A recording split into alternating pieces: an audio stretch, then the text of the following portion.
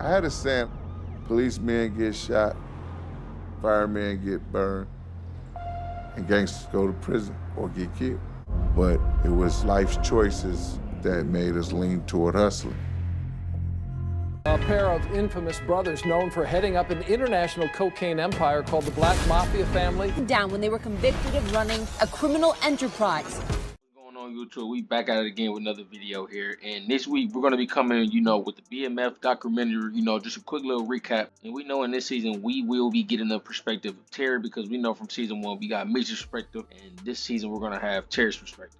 This is like the first actual sit down, interview that Terry has had since being released. Because we really hear everything, from Meech's perspective, but we really never heard, Terry's perspective on everything and how it went down. So without further ado, man, let's get straight into it, man. BMF documentary season 2, episode 1. Coming over here to Meech, they're just telling us about how, Meech is very outspoken and how he can sell a pitch to you, because we have Fat Joe, in the documentary, basically telling look, when they met BMF, they was into the whole way they got down and, how they represented themselves. And, Fat Joe can, essentially gravitate to everything that they was doing and saying, because he could relate to that shit. We also know that, Terry's, less outgoing. You don't really hear much about Terry. He's more laid back, and he's more like on the business side of things like that. That's why, every time we hear shit about Terry, it's about, the business side of things and everything that's going on. You don't really hear a lot about him. Also know that when the two brothers were coming up, they were damn near inseparable. Meech being the big brother and, Terry being the little brother. Terry will always flock to Meech, do anything that he does. And we also seen that be present in the whole BMF series, with the first 2 seasons.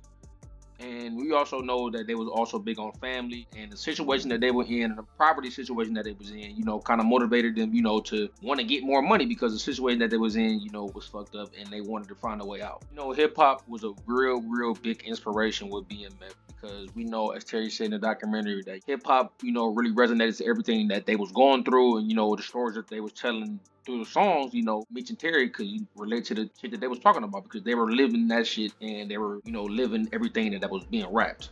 As Terry has said in the documentary, he has said they had skipped school one day and they went to a free run DMC concert that was held back in Detroit in the 80s. And they were just fascinated by the gold chain, the aura, the whole swag and mystique. And they made the decision that, after this day, they was probably going to, start hustling, and so they can get the gold chains and get all that shit like that.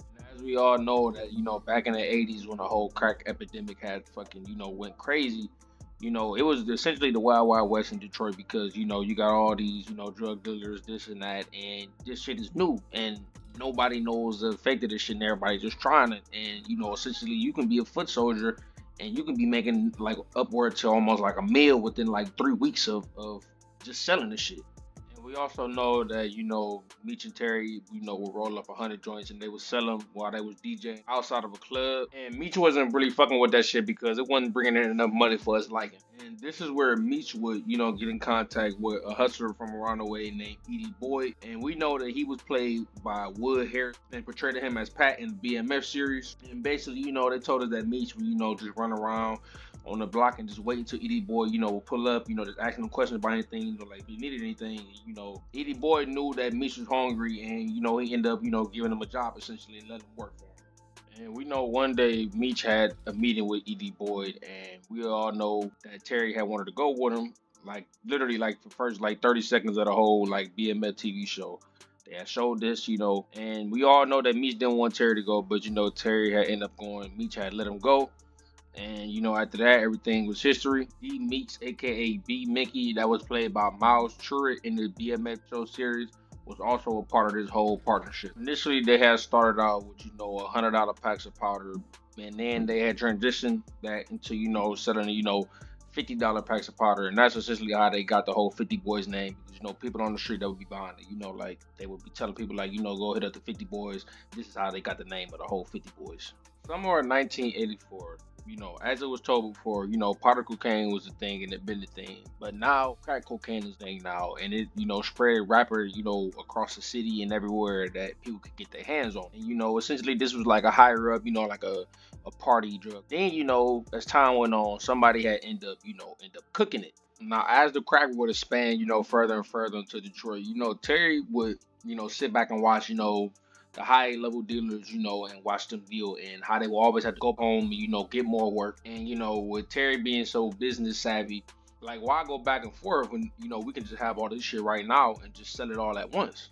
Because, the more we go back and got to keep leaving, we missing out on, sales. So Terry had the idea of, look, we're going to just do this. We're going to have a pack that's already cooked and, already, wrapped up, ready to go. We're going to sell that for $50. Like I said before in the video, this is how they came up with the 50 Boys name, because, people around the block will, say, look, go cop from these boys over here. They selling that work for $50. And we also know that Terry would save his money, unlike Meech. We know that Terry, would put his money to the side, and they said that he would even be fucking ironing his money type shit. And, Terry said that he would put his money in the safe. And he also told us, like, look, man, we was making so much money, at this moment. It was so new to us, like, we don't know when this shit can end. And we also know that, Terry was going to be on board to go to college, be the first in his family to graduate from college. Once he started making all that money, all that fast money started coming in, and he essentially, just said, just scratch school, like, I'm never going to complete it, because when you're making so much money at that time, it's like, man, like why would I go back to do this and do that, and I'm making all this money right here. Come over to Rhonda and Terry. We know that Terry and Rhonda had met because Rhonda was, like an old driver from Meech. So her and Terry kind of connected. So she ended up becoming Terry's driver. She would tell us how good of a man Terry was to her. And Terry was the first man that she had ever brought home to her mother. And also how they had, Terry Jr. and how Terry treated them good. And how he knew how to keep it separate from family life and business life. The 50 Boys getting bigger in the city. We know that the police is trying to, crack down on everything that's going down. And they couldn't get no information because, like at that time, Detroit was very cultured and, the no snitching rule. So they couldn't get informants or anything because nobody was talking and saying anything. But they know that the 50 Boys was, dealing, drugs into the street. So as the 50 Boys organization will get bigger, we know that they will have the number one adversary coming at them, Leighton the Beast Simon. And we also know him as Lamar Silas from the BMF series, who was played by Eric Kofi. And we know that Leighton felt some type of way because he was in jail for 5 to 6 years. And when he came out, the whole 50 Boys organization that took over everything that he had before he got locked. He wasn't fucking with that shit. And just from that start right there, he had an instant vendetta with Terry and Meech. Now, on April 6, 1987, we know that Meech and Elvis, who was Leighton's brother, had gotten to a little argument. And, Elvis told Meech, like, look, I don't fight, I shoot. Later on that night at a bar, brothers had ended up seeing Meech, and they had gotten to another altercation. And this time, this altercation had led to somebody shooting Elvis and Leighton in the middle of the bar. So then after all of this had happened, we know that, it was running rampant in the streets, that, the Flannery brothers was behind this shit. And this essentially had put a battery inside Leighton's back, to get revenge. So then one day when Terry had seen, Meech at a Coney Islands, they was sitting there, just talking it up. And they had seen a car pull up, window roll down, and end up being Leighton. And then he had ended up shooting Meech. They said that Meech had got shot in the shoulders and the neck area. And we know from the injuries that he sustained, he was also released that night, and he had made, a full recovery. We also know that, technically that Terry was not even involved in this whole beef that Meech and Leighton has going on. So, Terry ends up leaving one night after, coming back from the movies with Rhonda. And, it was a late night and he wanted to meet Meech because, Meech was blowing his phone up. And as Terry is, getting inside of the car, we know that somebody had pulled up and, was pointing a gun at his temple. And we can hear Terry saying that, look, I know right here and now I didn't deserve to die. This is where we're going to stop this week on the season 2, episode 1 of the BMF documentary. I'll be back at it again with another episode recap. And if you like any of the content that you see right here, go ahead and click it. Like, comment, subscribe. I'm Los and I'm signing out.